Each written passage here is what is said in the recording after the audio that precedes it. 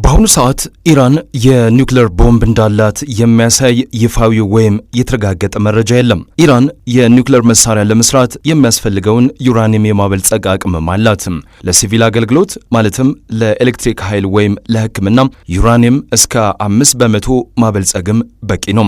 ኢራን ግን በአሁኑ ወቅት እስከ 60% አበልጽጋለች።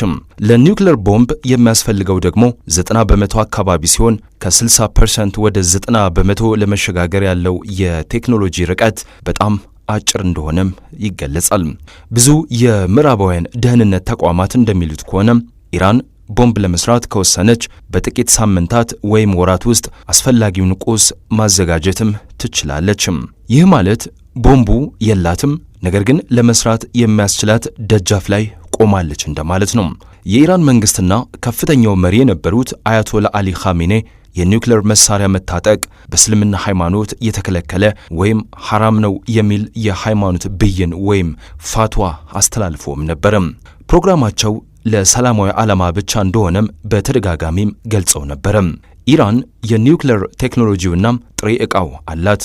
ነገር ግን የኒውክሌር ቦምቡን ሰርታ ማጠናቀቋን የሚያሳይ ማስረጃ እስካሁን የለም።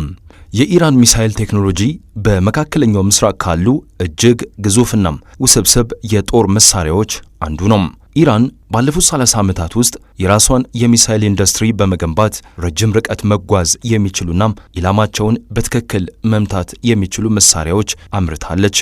የኢራን ሚሳኤሎች በዋናነት በሁለት ይከፈላሉ፤ ባሊስቲክ ሚሳኤሎችንና ክሩዝ ሚሳኤሎች። ኢራን የተለያዩ ርቀቶችን መሸፈን የሚችሉ ሚሳኤሎችም አሏት። አንደኛው አጭር ርቀት ወይም ሾርት ሬንጅ ነው። እስከ 300 ኪሎ ሜትር የሚጓዙ እንደነ ሻሃብ 1 እና ፋታህ 110 ይጠቀሳሉ። ሌላኛው ደግሞ መካከለኛ ርቀት ወይም ሚዲየም ሬንጅ ሚሳኤል ነው። ከ1000 እስከ 2000 ኪሎ ሜትር የሚጓዙ ናቸው። ሻሃብ 3 እና ኻይበር ይባላሉ።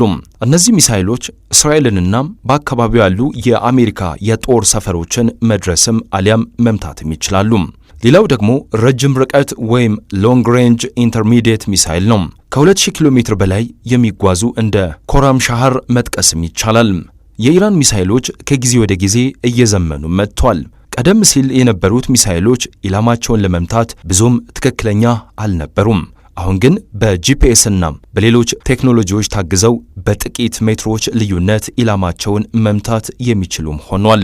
ሃይፐርሶኒክ ሚሳኤል በቅርቡ ኢራን ፋታህ የተባለ እጅግ ፈጣንና ከአየር መከላከያ ስርዓቶች ማምለጥ የሚችል ሚሳኤል መስራቷም አስታውቃለች።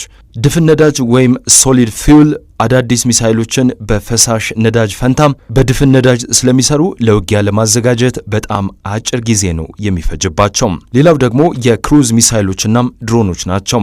ከባሊስቲክ ሚሳኤሎች በተጨማሪ ኢራን እንደ ሶመር ያሉ ዝቅ ብለው የሚበሩና በራዳር ለመለየት አስቸጋሪ የሆኑ የክሩዝ ሚሳኤሎች አሏት። እንዲሁም ካሚካዚ ተብለው የሚጠሩት አጥፊ ድሮኖች ለምሳሌ ሻሂድ 136 ተጠቃሽ ነው። ይህ ከሚሳኤል ጋር ተቀናጅተው ለጥቃትም ያገለግላሉ። ኢራን ጠንካራ የአየር ኃይል ወይም ጄቶች ስለሌላት የሚሳኤል አቅሟን እንደ ዋናው የሀገር መከላከያና ጠላቶቿን ማስፈራሪያ ትጠቀምበታለች። የኢራን የአየር መከላከያ ስርዓት ባለፉት 10 ዓመታት ውስጥ ከፍተኛ ለውጥ ካሳዩ የሀገሪቱ የጦር ክፍሎች አንዱ ነው። ኢራን የአየር ክልሏን ከጠላት ጄቶች፣ ሚሳኤሎችና ድሮኖች ለመከላከል የተደራረበ መከላከያ ወይም ሌየርድ ዲፌንስ ስትራቴጂን ትከተላለች። ኢራን በዓለም አቀፍ ማዕቀቦች ምክንያት የራሷን ቴክኖሎጂ ለማሳደግ ተገድዳለች። በዚህም ረገድ ስኬታማ የምትባልባቸው ውጤቶችም አሏት። ለምሳሌ ባቫር 373 ተጠቃሽ ነው። ይህ የኢራን ኩራት የሚባል ሲሆን ከሩሲያው ኤስ-300 ጋር ይመሳሰላል። እስከ 300 ኪሎ ሜትር ርቀት ላይ ያሉ ኢላማዎችን መለየትና መምታትም ይችላል። ሌላው ደግሞ ኮርዳድ 15 ነው። ይህ የአየር መቃወሚያ እጅግ ዘመናዊ የሆኑ ራዳሮች ያሉት ሲሆን ስውር ወይም ስቲልዝ የሆኑ ተዋጊ ጄቶችን የመለየት አቅም እንዳለው ኢራን ትገልጻለች። እንደ አውሮፓውያን አቆጣጠር በ2019 የአሜሪካን ግሎባል ሃውክ ድሮን የጣለው የዚህ ስሪት የሆነው ሰርድ ኮርዳድ የአየር መቃወሚያ ነው። ኢራን የራሷን ብትሰራም አሁንም በሩሲያ ቴክኖሎጂ ላይ ትመካለች። ኤስ-300 ፒኤምዩ-2 ከሩሲያ የተገዛ እጅግ ውጤታማ የረጅም ርቀት መከላከያ ሲሆን ዋና ዋና የኒውክሌር ተቋማትንና ከተማዎችን ለመጠበቅም ተቀምጧል። ሌላው ቶር ኤም1 ነው። ለአጭር ርቀት ጥቃቶችንና ለሚሳይል መከላከያ የሚያገለግል የሩሲያ ስርዓት ነው። የኢራን መከላከያ ልዩ የሚያደርገው ሁሉም መሳሪያዎች በአንድ ማዕከላዊ የቁጥጥር ስርዓት መያዛቸው ነው። በተጨማሪም ጋድር እና ሴፍር የተባሉ ራዳሮች ከ1000 ኪሎ ሜትር በላይ ርቀት ላይ ያሉ እንቅስቃሴዎችን መከታተልም ይችላሉ።